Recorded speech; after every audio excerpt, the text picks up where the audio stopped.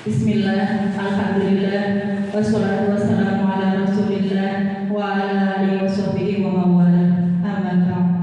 Yang terhormat Bapak Muhammad Nur Aziz Prasetyo Nugroho, SPDS, MPD, serta Bapak Ibu Guru SD Negeri Baban yang kami hormati. Marilah kita panjatkan puji syukur kehadirat Allah Subhanahu wa Ta'ala yang telah melimpahkan rahmat, hidayah serta nikmatnya kepada kita semua, sehingga pada kesempatan kali ini kita bisa berkumpul dalam acara diseminasi budaya positif oleh Pak Muhammad Nur Aziz Prasetyo Nugroho sebagai guru CGP Angkatan 11. Salawat serta salam semoga senantiasa tercurah kepada junjungan kita Nabi Muhammad Sallallahu Alaihi Wasallam yang kita nanti-nantikan syafaatnya di yaumul qiyamah. Amin. Bapak Ibu yang terhormat, di sini saya sebagai pembawa acara akan membacakan susunan acara pada kesempatan kali ini. Acara yang pertama yaitu pembukaan, acara yang kedua yaitu menyanyikan lagu Indonesia Raya, acara yang ketiga yaitu sambutan dari kepala sekolah sekaligus sambutan dari rekan sejawat, acara yang keempat yaitu penyampaian acara inti yaitu diseminasi budaya positif yang akan disampaikan oleh Bapak Muhammad Nur Aziz Prasetyo Nugroho, acara yang terakhir yaitu penutup sekaligus doa.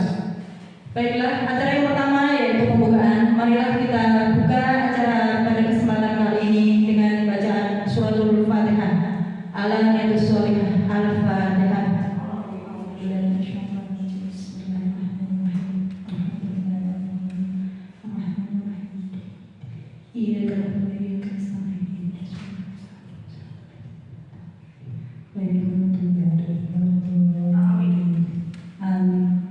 Terima kasih. Acara yang kedua yaitu menyanyikan lagu Indonesia Raya yang akan dibimbing oleh Ibu Yusi Setiara SPD. Kepada beliau dipersilakan.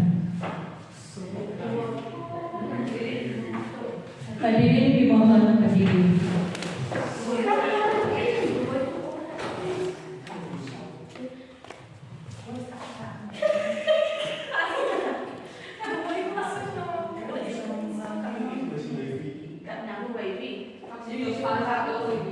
Hiduplah Indonesia Raya, Indonesia tanah airku, tanah tumpah darahku.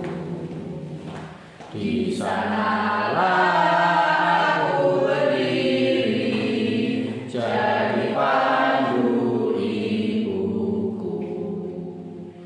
Indonesia kebangsaanku, bangsa dan tanah airku. Marilah kita berseru, Indonesia bersatu. Hiduplah tanahku, hiduplah negeriku, bangsaku, rakyatku semuanya. Bangga jiwanya, bangga badannya untuk Indonesia Raya. Indonesia Raya, merdeka, merdeka, tanahku, negeriku yang ku cinta. Indonesia Raya, merdeka, merdeka, hiduplah Indonesia Raya. Indonesia Raya, merdeka, merdeka, tanahku, negeriku yang ku cinta. Indonesia Raya, merdeka, merdeka, hiduplah Indonesia Raya. Terima kasih. kasih, hadirin dipersilakan duduk kembali. Acara yang ketiga yaitu sambutan dari Kepala Sekolah sekaligus rekan sejawat yang akan disampaikan oleh Ibu Siti Khalifah SPD. Kepada beliau dipersilakan.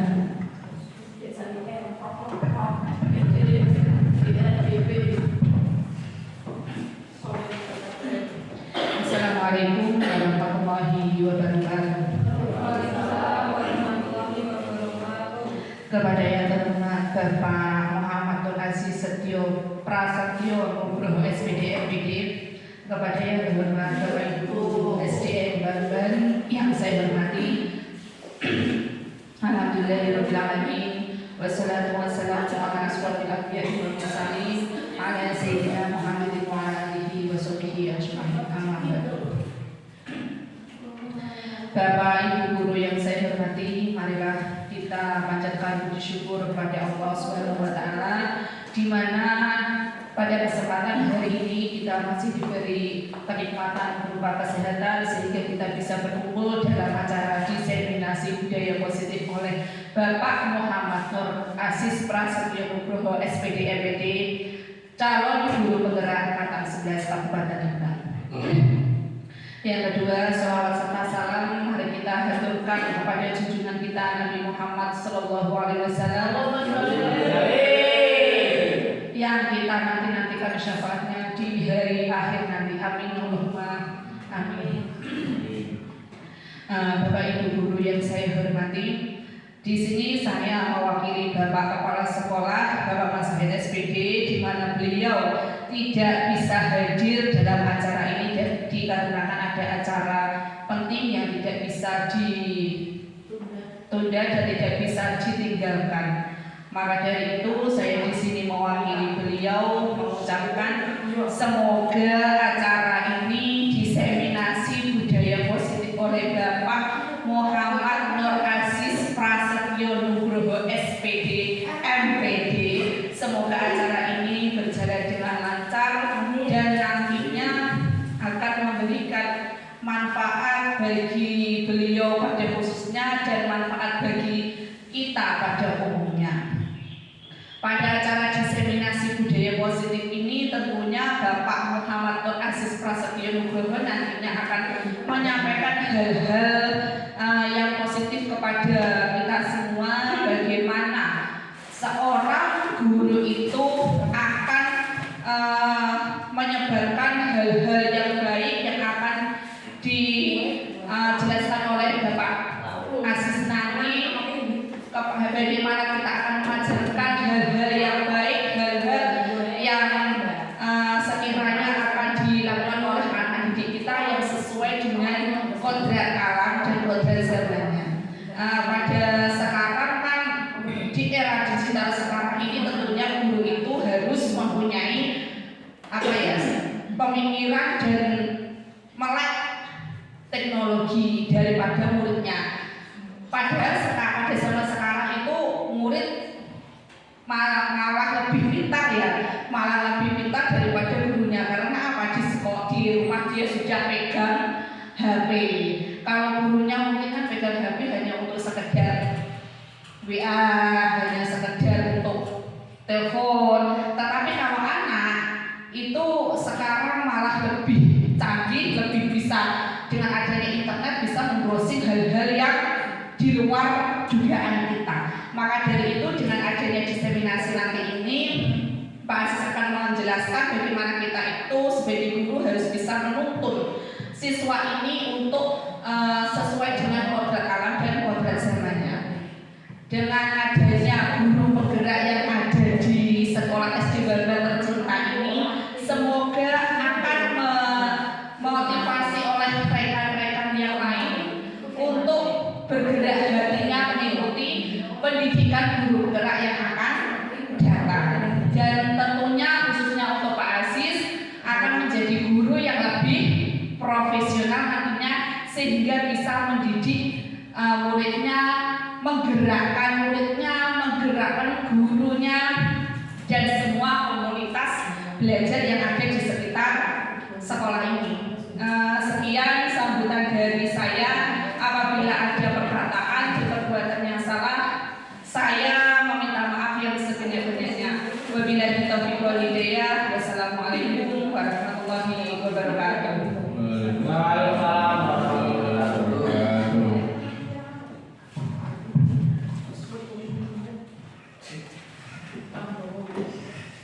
Terima kasih.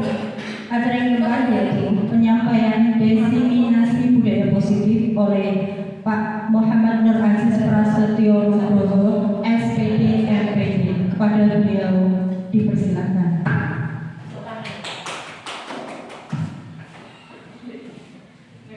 Terima kasih atas waktu yang diberikan pada saya.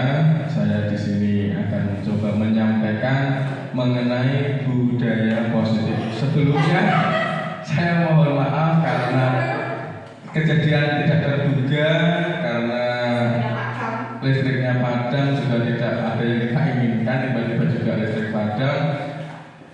Jadi saya sampaikan dan saya PPT-nya saya share, bisa dibaca.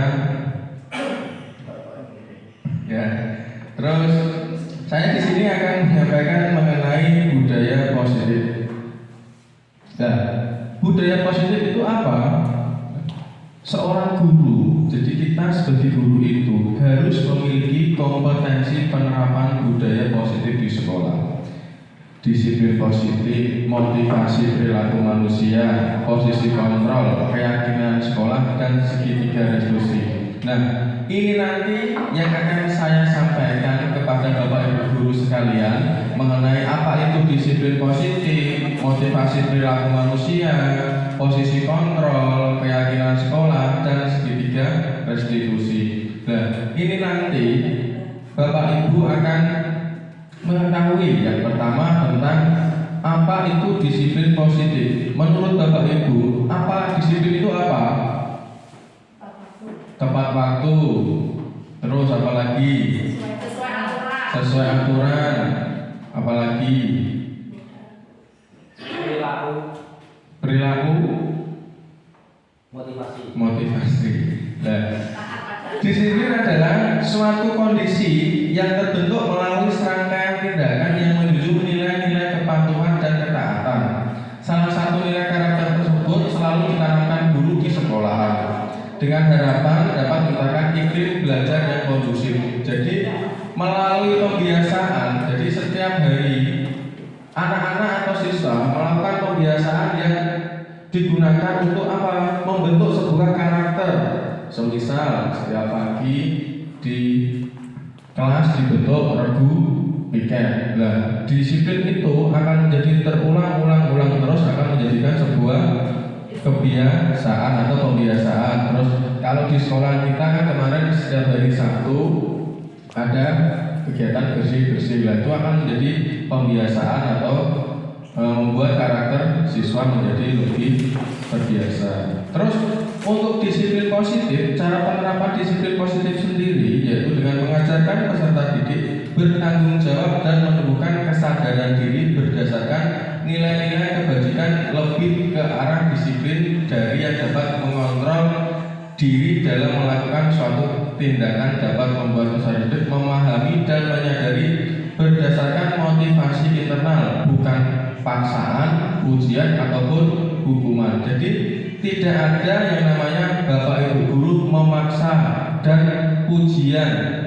Tidak ada dari anak aku ingin dipuji Bu Ii kok, aku ingin dipuji Bu Yusi. Tidak ada seperti itu. Jadi kalau sudah ada yang namanya disiplin positif, siswa akan sudah terbiasa melakukan suatu kegiatan tersebut. Jadi tidak ada karena takut karena dihukum, misalkan tidak membawa pensil dihukum. Lah itu tidak diperbolehkan seperti itu. Jadi dibiasakan anak-anak, kita latih pembiasaan itu akan menjadi lebih baik, menjadi sebuah tingkah laku atau karakter yang menjadikan sebuah pembiasaan. Jadi tidak ada lagi dari Bapak Ibu guru yang harus memaksa siswa. Jadi siswa itu tidak boleh dipaksa dan tidak boleh diberi ujian yang berlebihan sehingga dia akan melakukan itu bukan karena dia sendiri tapi karena takut. Itu sudah tidak dibenarkan. Jadi karena adanya paksaan, anak akan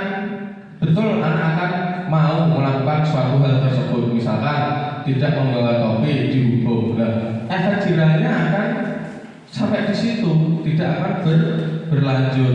Nah, karena efek jerahnya tidak ada, tidak akan berlanjut Anda. Makanya itu tadi kita harus membuat yang namanya disiplin positif.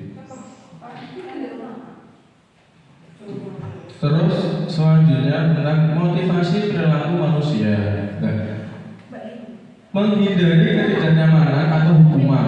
Nah, tadi tidak boleh ada hukuman di dalam sekolahan. Sekolah itu bukan untuk menghukum anak seperti itu. Terus mendapat imbalan. Nah, ini yang sangat penting, mendapat imbalan atau penghargaan dari orang lain. Mungkin ada dari bapak ibu guru, misalkan nanti dapat nilai 100 dikasih uang 2000, itu tidak boleh. Jadi anak tidak dari diri dia sendiri, tetapi ingin mendapatkan imbalan. Itu bukan pendidik yang seperti itu yang diharapkan.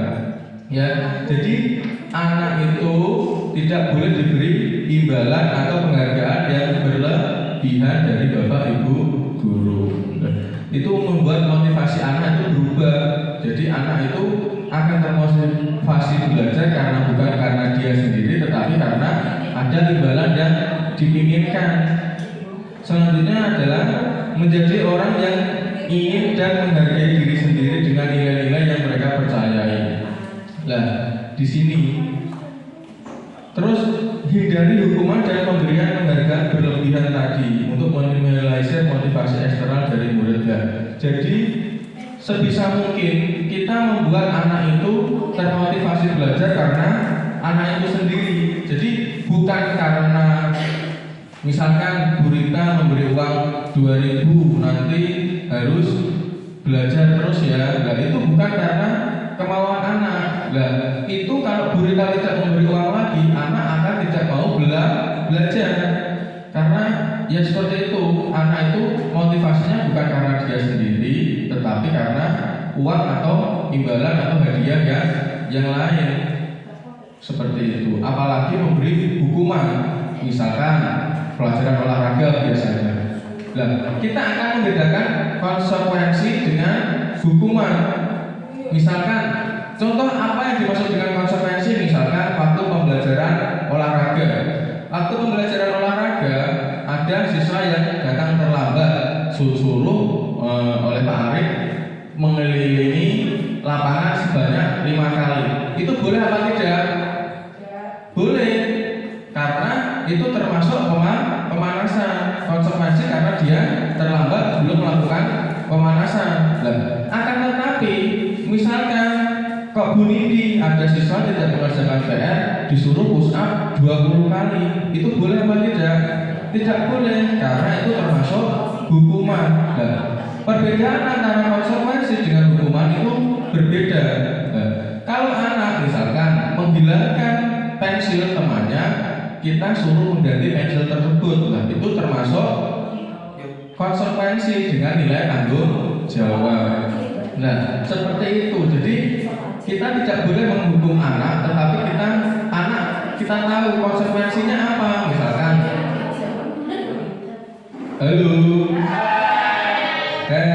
halo, ya. Jadi konsekuensi yang didapat anak itu bagaimana anak itu melakukan kesalahan. Jadi misalkan tadi dengan Pak Ari melakukan menyuruh anak ke lapangan keliling 10 kali, itu termasuk sebuah konsekuensi. Nah, berbeda dengan Bu Rita yang mengajar di kelas terus menyuruh anak mengelilingi lapangan atau berpun hormat, itu tidak diperbolehkan karena itu merupakan hukuman. Anak akan takut sementara saja, jadi tidak ada kelanjutan untuk itu. Lanjut. Berdasarkan teori kontrol Dr. William Glasser, Goshen menyimpulkan 5 posisi kontrol yang diterapkan seorang guru. Jadi posisi kontrol apa saja itu? Ya, yang pertama adalah penghukum, terus ada pembuat rasa bersalah, terus teman, pemantau atau posisi mengawasi, dan manajer. Nah, tadi sekolah kita mau dibentuk seperti apa itu tergantung Bapak Ibu guru semua. Mau menjadi sekolah penghukum, sekolah rasa teman, atau Bapak Ibu guru mau menjadi seorang manajer. Nah, itu nanti akan kita pelajari di sini. Maksudnya penghukum seperti apa? Anak-anak akan takut apabila setiap sekolah ada dihukum, apalagi sekolah adanya sistem poin. Mungkin Bapak Ibu guru tahu ya sistem poin ya.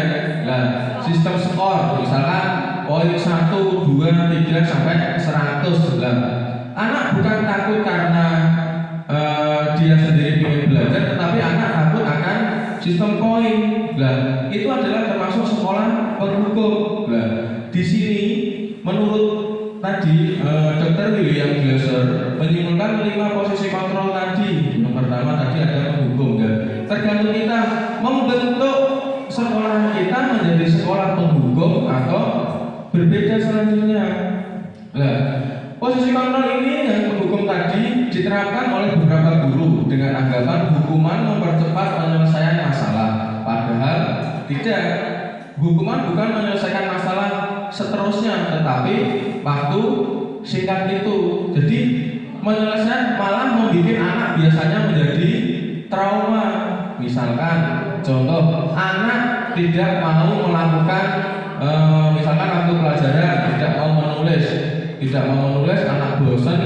Lah, tetapi nanti kita sebagai guru kita hukum suruh mencatat terus. Anak yang tidak itu akan menjadi trauma, anak malah tidak akan mau menulis untuk selanjutnya. Nah, itulah yang dimaksud dengan posisi penghukum tanpa memikirkan dampak buruknya.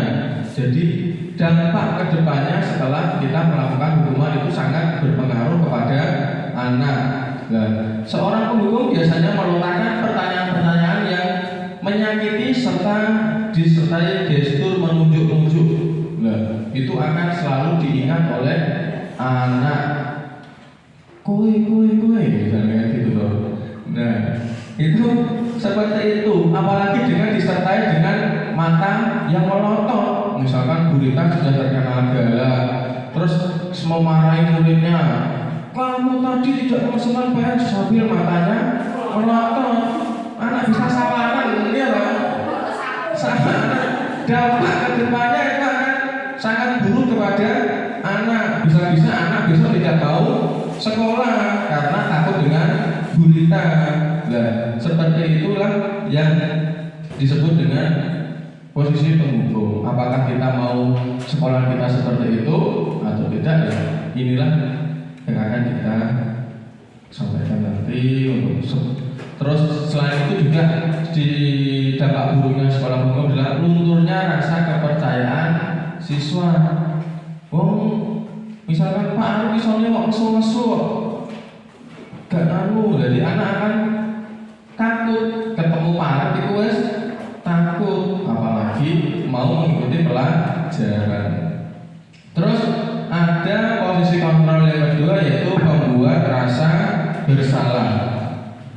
Pada posisi ini guru akan berkata lebih lembut, lebih santai. Guru akan menciptakan keheningan yang membuat orang lain merasa tidak nyaman. Keheningan yang membuat orang lain merasa tidak nyaman itu yaitu rasa bersalah, bahkan rendah diri. Posisi kontrol tersebut berdampak pada penilaian diri yang buruk. Murid akan merasa bersalah dan tidak berharga.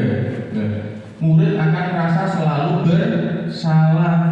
Di pihak dia mau berbuat apapun dia merasa akan bersalah. Jadi dia tidak mau atau dia tidak akan ingin menyampaikan, padahal dia bisa, dia tidak ingin menyampaikan karena dia sudah merasa tadi rendah diri, dia tidak mempunyai keinginan. Nah, tidak seperti dampak posisi penghukum. Murid tidak mengungkapkan segala amarah meskipun dengan cara negatif. Murid dengan perasaan tertekan seperti ini dapat tiba-tiba meletus amarahnya sehingga dapat menyakiti diri bahkan orang lain. Nah, seperti itu yang anak akan, makanya banyak anak yang mungkin berantem dan lain sebagainya mungkin juga berpengaruh dari sini. Anak memendam amarahnya karena menahan emosi dengan bapak ibu guru, bisa jadi seperti itu, terus dilampiaskan kepada temannya karena tidak berani dengan bapak ibu guru. Posisi selanjutnya yaitu posisi sebagai teman. Nah, ini agak lebih bagus. Pada posisi ini, pada posisi kontrol ini, guru tidak menyakiti murid, tetapi guru berupaya mengontrol melalui persuasi atau mengajak guru bersikap akrab, ramah kepada anak dengan gestur merapatkan kepada anak dan tersenyum jenaka. Guyon wae istilahnya. Jadi anak menganggap kita itu sebagai teman. Nah, dampak posisi kontrol ini positif, ada yang negatif.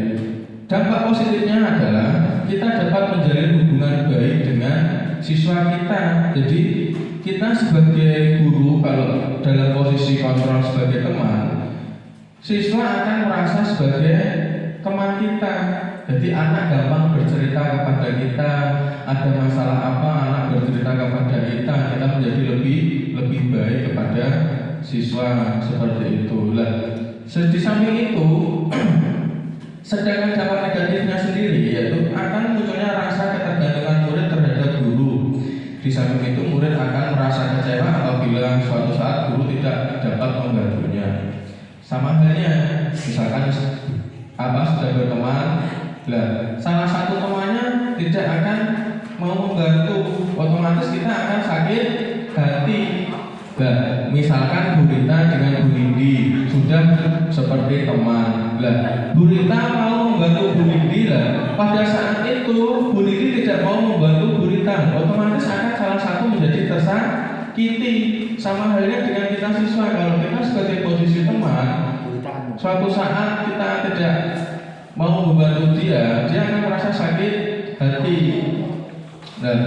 Hal yang dapat timbul dari yakni murid yaitu berlaku baik hanya kepada guru tertentu dan akan berlaku semuanya jika bersama guru lain.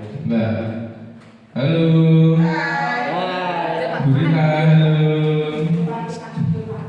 Ya, selanjutnya dalam posisi pemantau atau posisi mengawasi.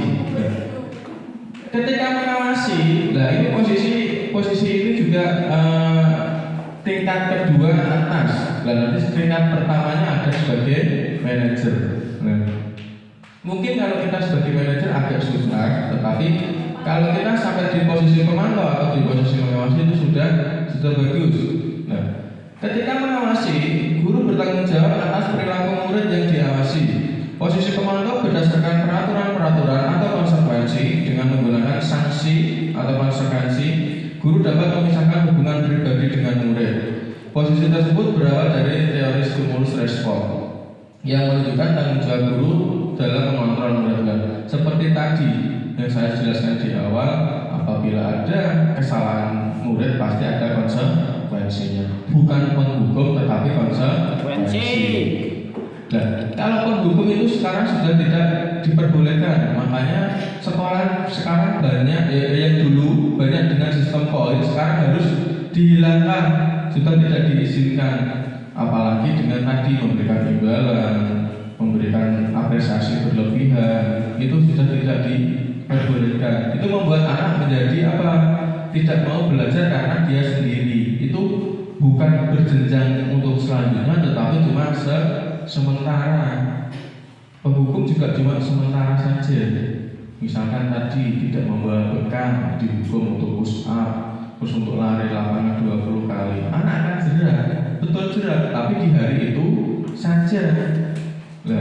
Terus untuk selanjutnya, untuk konsekuensi itu, konsekuensinya apa? Nanti kita akan pelajari dengan kesepakatan kelas. Konsekuensi apa yang kita buat dengan kesepakatan kelas nanti. Dalam kita lanjut mengenai posisi pemantau atau posisi mengawasi. Seorang pemantau sangat mengendalikan perhitungan, catatan, dan data yang dapat digunakan sebagai bukti atas perilaku siswa. Posisi kontrol ini dapat memahami sanksi yang harus dijalankan karena telah melanggar tata tertib atau peraturan sekolah. Nanti saya akan mencontohkan kasus yang ada di sekolahan di akhir-akhir acara ini nanti mengenai tentang masalah dan bagaimana penyelesaiannya. Selanjutnya ada di posisi manajer. Posisi manajer ini adalah posisi tertinggi. Posisi dari 5 tadi yang ada penghukum, membuat rasa bersalah, terus ada sebagai teman, dan ada mengawasi, dan sebagai manajer adalah yang kelima. Posisi ini di mana guru melakukan suatu bersama murid. mempersilahkan murid bertanggung jawab dengan perilakunya, mendukung murid agar dapat menemukan solusi atas permasalahannya sendiri. Pada posisi ini, murid diajak untuk menganalisis kebutuhannya sendiri maupun kebutuhan orang lain. Di sini, penekanan bukan pada kemampuan membuat konsekuensi, namun bagaimana dapat berkolaborasi dengan murid dalam memperbaiki kesalahan yang dilakukan. Jadi, apabila murid melakukan kesalahan, kita ajak murid mencari solusinya. Apabila misalnya tidak mengerjakan PR atau apapun itu, kita cari tahu dulu bagaimana murid itu, kenapa tidak mengerjakan PR, terus kenapa tidak mau menulis. Nah, kita harus menggali bagaimana siswa itu tidak melakukan peraturan itu, misalkan tidak membawa topi saat upacara dan lain sebagainya. Pasti tidak dipungkiri, pasti siswa banyak yang melakukan tindakan melawan peraturan, pasti ada di semua sekolah, pasti ada. Disinilah gunanya kita belajar mengenai budaya positif ini. Di posisi manajer ini kita akan menggali dulu bagaimana siswa melakukan kesalahan itu, kenapa. Ada misalkan contoh anak tidak mengerjakan PR karena misalkan malamnya kecapean karena telah mungkin melakukan kegiatan di sore hari, madrasah dan lain sebagainya. Itu bisa membuat sebuah alasan dari siswa. Terus kita tanya, kalau seperti itu dia kenapa melakukan itu, pasti ada solusinya. Dia akan juga ikut berpikir, bukan karena dari kita sendiri. Jadi murid akan cukup berpikir, jadi dia tidak akan mengulangi hal yang sama lagi, kecuali kita langsung beri hukuman. Misalkan tidak mengerjakan PR, kamu di luar hormat yang bendera sampai pulang. Murid akan jerah di hari itu, tidak untuk selanjutnya. Jadi posisi manajer ini kita bersama anak mencari solusi bersama bagaimana masalah yang dihadapi siswa atau yang larangan tadi, kita mencari konsekuensi yang bersama. Jadi kita mencari solusi bersama dengan siswa. Nah, di sini sebenarnya ada tabel yang akan saya tampilkan karena emang ini listriknya mati, jadi juga listriknya padam bukan mati ya. Jadi tidak bisa saya tampilkan karena emang ini sebenarnya tabelnya sangat penting tentang identitas, tentang penghukum, pembuat rasa bersalah, teman, pemantau, dan manajer. Nah, bagaimana kita sebagai guru, kalau sebagai penghukum, mungkin Bapak Ibu guru akan mengetahui kita itu di posisi mana, sampai posisi penghukum, membuat rasa bersalah sebagai teman ataupun sebagai manajer atau pemantau. Lah, kita contoh ya. Kalau sebagai penghukum, mungkin Bapak Ibu guru bisa melihat dirinya sendiri. Lah, Bapak Ibu guru yang menghardik dan menunjuk-nunjuk dan menyindir-nyindir siswa. Kalau Bapak Ibu melakukan seperti itu, berarti Bapak Ibu guru masih dalam posisi penghukum. Nah, terus kalau pembuat rasa bersalah, posisinya seperti apa? Bisa menjadi seperti berceramah dan mengatakan, dan seharusnya ibu kecewa kamu melakukan ini dan sebagainya. Anak akan menjadi rasa bersalah. Lah, berarti kalau Bapak Ibu guru masih melakukan itu, berarti Bapak Ibu guru posisinya masih di dalam membuat rasa bersalah. Terus selanjutnya, kalau Bapak Ibu guru sudah melakukan membuat anak menjadi alasan-alasan untuk muridnya, membuatkan alasan-alasan untuk muridnya, berarti Bapak Ibu guru menjadi sebagai teman. Nah, terus selanjutnya dan pemantau, berarti Bapak Ibu menghitung atau mengukur anak saya seperti apa, anak saya sebagaimana, maksudnya siswa saya sudah sebagai apa. Nah, itu Bapak Ibu guru berarti sudah menjadi seorang pemantau. Contoh, apa peraturannya? Jadi Bapak Ibu mantau, anak tahu. Jadi anak itu bisa mengerti posisinya seperti apa. Bapak Ibu berarti sudah sebagai posisi pemantau. Selanjutnya adalah posisi manajer. Nah, mengajukan pertanyaan-pertanyaan. Berarti Bapak Ibu mengajukan pertanyaan. Contohnya, apa yang kita yakini? Nah, maksudnya kita yakini apa? Bukan yakini keyakinan agama loh ya. Jadi apa keyakinan yang saat kita sepakati. Jadi misalkan apabila tidak mengerjakan PR berarti apa? Lah berarti dia melanggar peraturan itu lah. Kita nanti cari solusinya bersama-sama dengan siswa. Jadi siswa itu mengetahui kesalahannya dan dia tahu bagaimana cara memperbaikinya. Lah kalau sampai situ berarti posisi kita sudah di dalam posisi manajer. Nah, dari tingkatan-tingkatan itu saya kira masih banyak di posisi penghukum. Karena apa? Karena banyak juga siswa itu dengan sekolah-sekolah sekarang masih dengan sistem skos, padahal itu sudah tidak diperbolehkan. Halo. Ya. Sudah tahu kan sekarang posisi kita sebagai selama ini di mana? Nah, terus karena ini juga mati lampu, kipasnya tidak bisa. Terus keyakinan kelas, nah ini akan sangat penting lah Bapak Ibu guru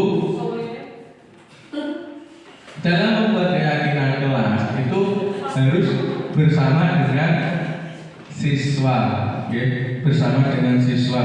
Bagaimana Bapak Ibu guru melakukan keyakinan kelas? Nah, ini contohnya ada di sini sudah buat. Nah, bagus sekali. Jadi tepuk tangan dulu Bu. Nah, menjaga kebersihan, disiplin dan taat tepat waktu, saling tolong menolong, berkata sopan dan saling menghormati. Berarti saling menghormati itu sangat penting lah. Terus, halo. Sumur, ya. Es drinking apa? Ini mati lampu gitu lah. Jadinya emang agak susah untuk es drinking. Mungkin nanti es drinking kecil-kecilan nggak apa-apa. Oke. Lanjut. Untuk keyakinan kelas, misalkan contoh kita akan membuat sebuah keyakinan kelas. Seharusnya ini saya tampilkan contoh cara pembuatan keyakinan kelas karena memang tidak mendukung karena mati lampu.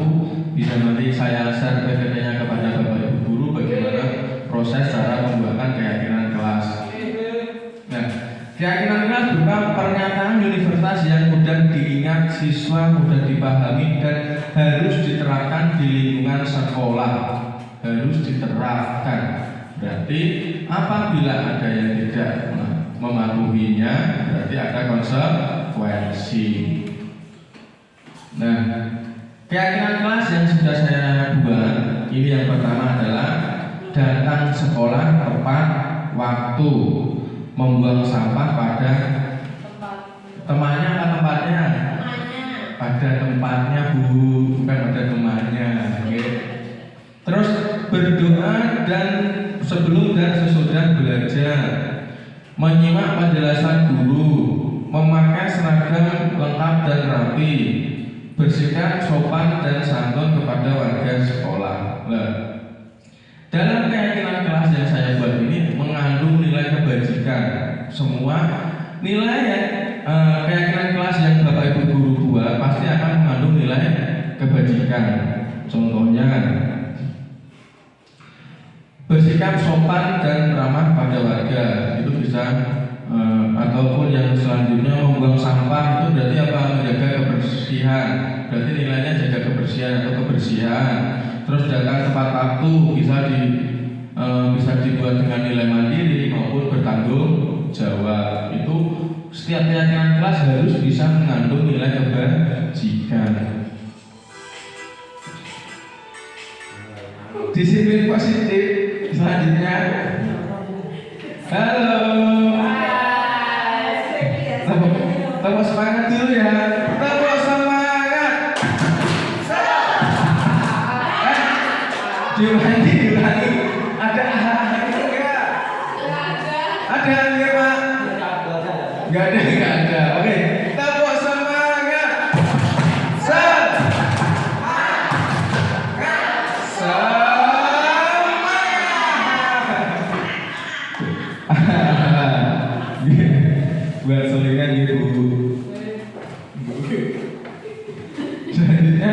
disiplin positif melalui segitiga restitusi di sekolahan. Nah, apa itu segitiga restitusi? Mungkin Bu I juga senior di CGP sudah paham lebih dari itu.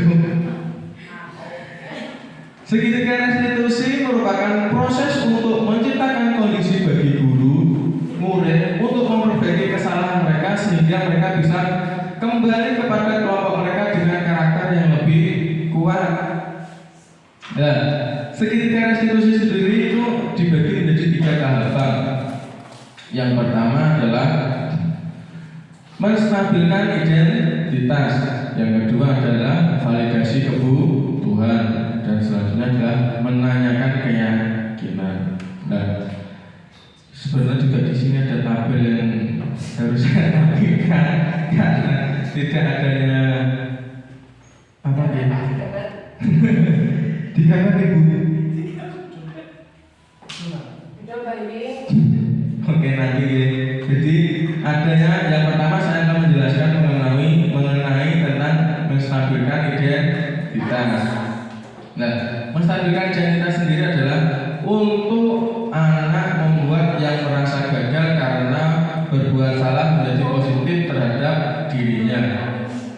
Nah, contoh perkataan saat anak melakukan salah di sini adalah berbuat salah itu hal yang manusiawi. Jadi semua orang pasti pernah melakukan kesalahan. Jadi anak setiap melakukan kesalahan atau kata pertama yang Bapak Ibu guru ucapkan bisa contohnya adalah berbuat salah itu adalah hal yang manusiawi. Pasti semua anak pasti melakukan kesalahan. Jadi anak tidak akan merasa iya ya aku tadi salah seperti itu. Jadi dia merasa oh semuanya pernah melakukan kesalahan, akan tetapi nanti kita akan menanyakan lagi selanjutnya dan tidak ada manusia yang sempurna.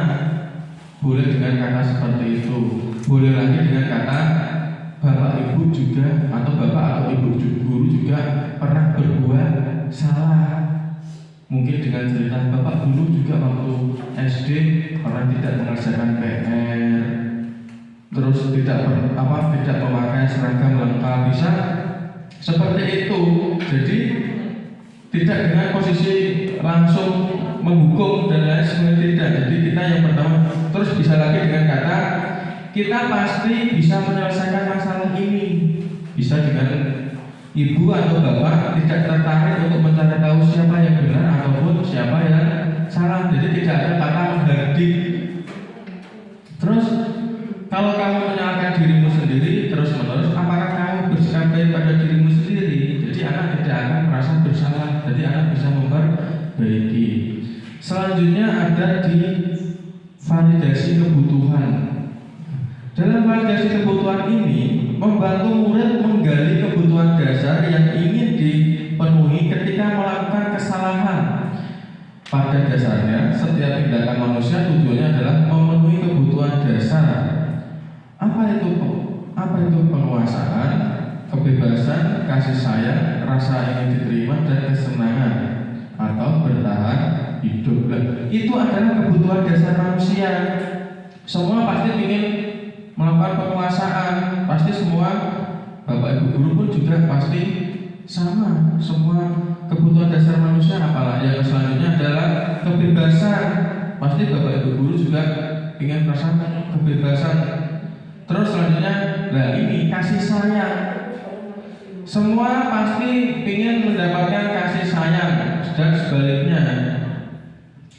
Kesenangan dan ingin bertahan hidup. Contohnya adalah makan juga salah satu. Kalau siswa lapar, misalkan ada satu contoh, siswa lapar, terus diam-diam saat pelajaran pergi ke kantin. Dan dia juga berarti ingin mempertahankan kebutuhan sebagai manusia tadi, yaitu apa? Bertahan hidup. Kalau tidak makan tidak hidup. Nah seperti itu. Jadi anak kita akan mencari tahu dengan misalkan bapak ibu guru berkata seperti kamu bisa saja kan melakukan hal yang lebih buruk, tapi kamu tidak melakukannya kan. lagi pulang.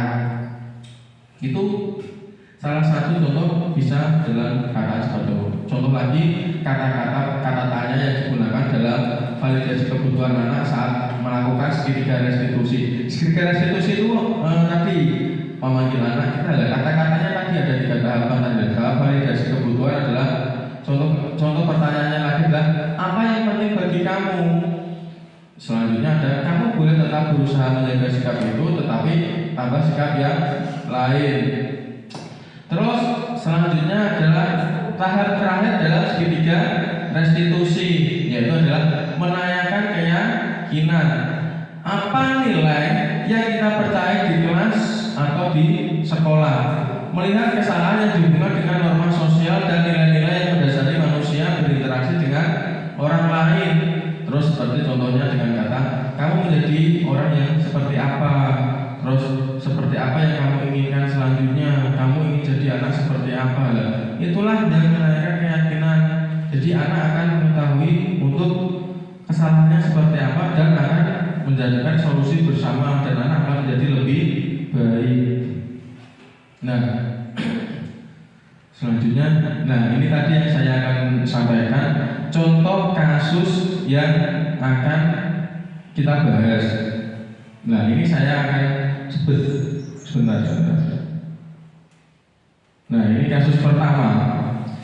Melanggar peraturan sekolah, tidak memakai atribut lengkap saat upacara. Nah, mungkin saat ini Bapak Ibu guru pasti akan menghukum anak tersebut. Ya atau tidak? Ya. Nah, akan tetapi Bapak kemarin atau Pak Asis kemarin ada kasus yaitu Mbak Adel adalah siswa kelas 4 SD Negeri Bambang. Pada saat itu akan ke lapangan mengikuti upacara hari Senin. Ia terlihat sangat ketakutan, tetapi ternyata ia lupa tidak membawa dasi dan topi sebagai kelengkapan atribut upacara. Terus untuk kasus kedua, melanggar peraturan sekolah, tidak mengerjakan tugas atau PR. Nah, Rahma, siswa kelas 4 SD Negeri Bambang, saat Pak Asis masuk ke kelas, Rahma terlihat bingung dan gelisah. Kemudian Pak Asis menghampirinya. Ternyata setelah ditanya, ia belum mengerjakan tugas atau PR. Nah, ini adalah contoh video yang akan saya tampilkan. Mungkin nanti suaranya terdengar ya. Nah, ini contoh tentang segitiga restitusi.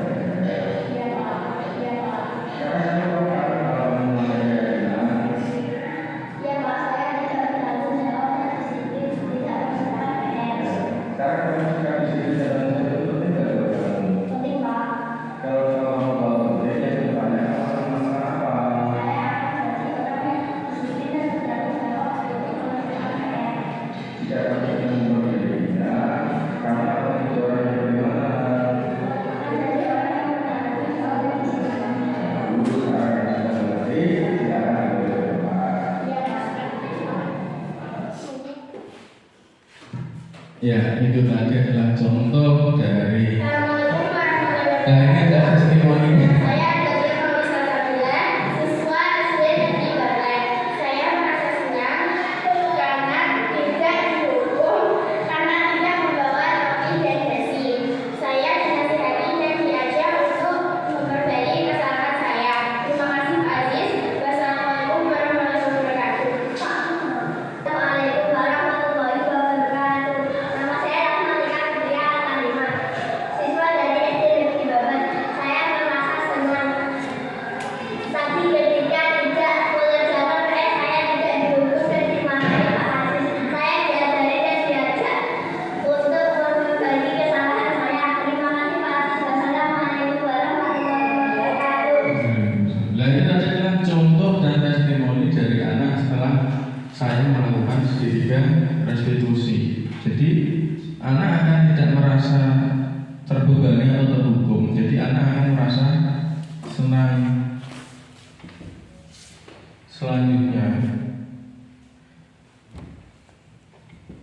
nah, jadi ketika ada anak melakukan kesalahan, jadi jangan kita langsung menghukum karena anak itu salah. Kita harus cari tahu terlebih dahulu dan kita akan memutuskan bersama solusi yang ada. Nah, tepuk semangat.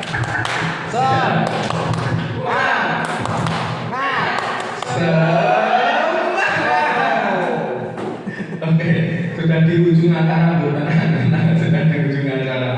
Saya akan mencoba menyimpulkan dari hasil kita diseminasi hari ini tentang budaya positif. Penanganan kasus yang dilakukan oleh guru dengan menggunakan pendekatan skill dan restitusi, diharapkan guru dapat memposisikan dirinya sebagai posisi manajer atau posisi yang paling tinggi dengan mengajukan pertanyaan-pertanyaan yang bermakna yang membuat murid menjadi lebih mandiri, disiplin dan bertanggung jawab. Jadi kita membentuk karakter siswa dengan siswa lebih mandiri, disiplin dan bertanggung jawab. Jadi harus seperti itu. Okay? Jadi tidak ada yang namanya lagi dengan sekolah penghukum. Jadi kalau ada adalah tadi kita harus menyelesaikan masalah dengan siswa. Terima kasih. Sebelum saya mengakhirinya, halo. Oke. Sebelum saya mengakhirinya, saya akan menyampaikan semboyan ibu dari guru penggerak. Apa Bu? Tergerak, bergerak, menggerakkan. Jadi nanti kalau saya bilang guru penggerak, berarti tergerak, bergerak, menggerakkan. Bisa ya? 1, 2, 3. Guru penggerak, tergerak, bergerak, menggerakkan. Tepuk tangan. Semoga yang saya sampaikan hari ini bermanfaat untuk Bapak dan Ibu guru semuanya, dan juga semoga di CGP selanjutnya dari SD Negeri Babat ada yang berkenan untuk mengikutinya dan bisa mengikutinya di bulan ini. Mungkin ada pendaftarannya atau bulan depan mungkin Bapak Ibu guru bisa mengikutinya. Terima kasih. Sekian dari saya. Wassalamualaikum warahmatullahi wabarakatuh. Saya kembalikan kepada MC, silakan. Terima kasih. Demikianlah tadi diseminasi yang budaya positif yang disampaikan oleh Pak Aziz. Semoga membawa manfaat yang baik bagi kita semua. Acara yang kelima yaitu doa. Sebelum doa, izinkan saya untuk mengakhiri pertemuan pada kesempatan kali ini. Apabila ada tutur kata yang kurang berkenan di hati Bapak Ibu, saya pribadi mohon maaf yang sebesar-besarnya. Billahi taufiq wal hidayah. Assalamualaikum warahmatullahi wabarakatuh. Kepada Bapak Rosidin untuk doa kami persilakan.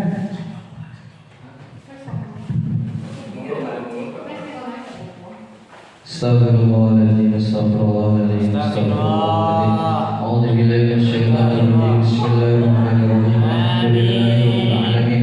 Hamdan syakirin, hamdan na'imin, hamdan lillahi ya rabbana lakal hamdu kama yanbaghi li jalali karim wa azimi sultanik. Allahumma shalli wa sallim ala sayyidina Muhammad محمد اللهم أنت ربي لا إله إلا أنت خلقتني وأنا عبدك وأنا على عهدك وإن اللهم إنا نسألك سلامة في الدين وعافية في الجسد وسيادة في العلم وبركة في الرزق وتوبة قبل الموت ورحمة عند الموت ومغفرة قبل الموت اللهم آمين علينا في شهرة الموت والنجاة منا والعافية والحساب ربنا ظلمنا أنفسنا وإن لم تغفر لنا وترحمنا لنكونن من الخاسرين ربنا هب لنا من أزواجنا وذرياتنا قرة أعين واجعلنا للمتقين إماما ربنا آتنا في الدنيا حسنة وفي الآخرة حسنة وقنا عذاب النار صلى الله على سيدنا محمد وعلى آله